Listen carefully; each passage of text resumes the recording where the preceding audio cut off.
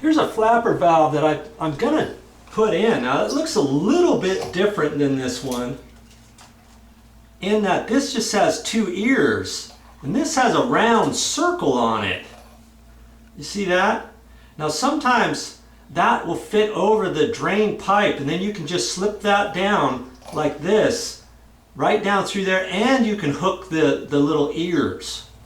In this case, my pipe size is bigger than that. So there's two little lines here that you can cut off, and if you look on here, you can't see it probably, but it says cut and cut. I'm just going to snip that off right there and right there with a pair of cutters.